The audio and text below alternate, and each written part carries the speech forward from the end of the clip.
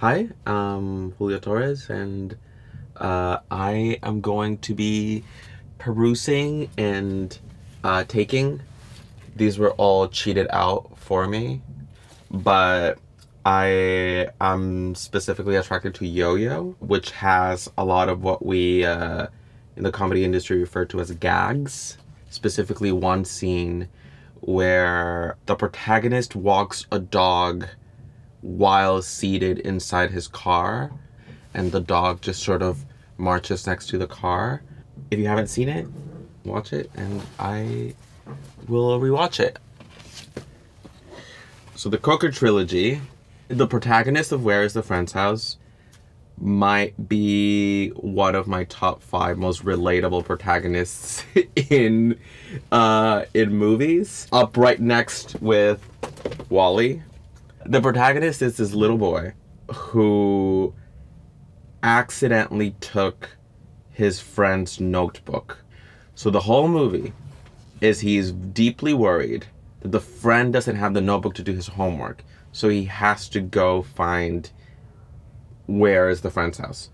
And the way that for him, the stakes are so high, but to the entire village, this couldn't be less relevant, is so heartbreaking. I feel like the equivalent is like spiraling about a text where to you it matters so deeply, but explaining the stakes of that to the people around you is useless.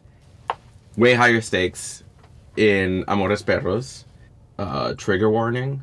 I cannot attest as to the Humane Society's involvement in this movie. Maybe they were. I don't know. Maybe they were all puppets. I don't know. Sad things happen, and they often involve dogs. You feel in the movie like you're constantly like shuffling behind the protagonist, and you're like, okay, what's happening here? What's happening here? What's happening there? And you feel like a ghost in their world, and like that you want to help, but as the viewer, you are incapable of helping. After Hours, beautifully shot. Again, sort of like Where is the Friend's House? Just a person on a mission. It's one of those movies that you're watching, that I'm living in New York, I'm watching on my couch, and I'm like, "Ugh, I should just be out there living life." And I should just be out there like, when was the last time I was up all night looking for someone in Soho?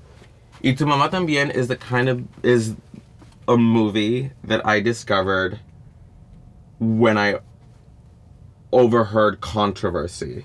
When I overheard that parents were up in arms, I knew it was probably good and sexy. But they were also up in arms about The Simpsons, which is good and it's sometimes sexy, but not like Y Tu Mamá También. Just like a quintessential scene of queer awakening, the Diego Luna Gael Garcia Bernal, not to give away any spoilers, is just one of those where you're like, oh, didn't know movies could do this. And it's so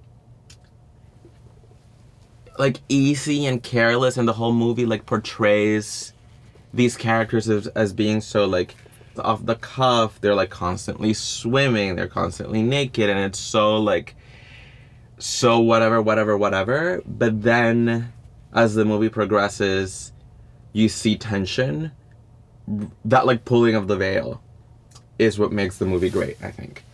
House. I'm very allergic for when you see something and you feel like the outline, and you feel like it's going somewhere because it's supposed to. House doesn't do that. House is this free-flowing, completely art for the sake of art. And I'm seeing here there's only 88 minutes, which feels mind-blowing, because it really feels like a whole world unto its own. The last one I want to do is Virgin Suicides. Actually, I think that Virgin Suicides was the first DVD that I ever bought. That DVD came and went, lost in a move probably. But now I get to have it again. It cemented what is in me a lifelong allegiance to Sofia Coppola. I will watch anything she makes. she was definitely one of those directors who was, in my adolescence, the gateway into this world. Her eye and her ear are so, so, so powerful. Also, this is not the task at hand, but if I had to pick what I think is the best trailer of all time, Marie Antoinette. Marie Antoinette. I would play that over and over and over and over again. Okay, that's it.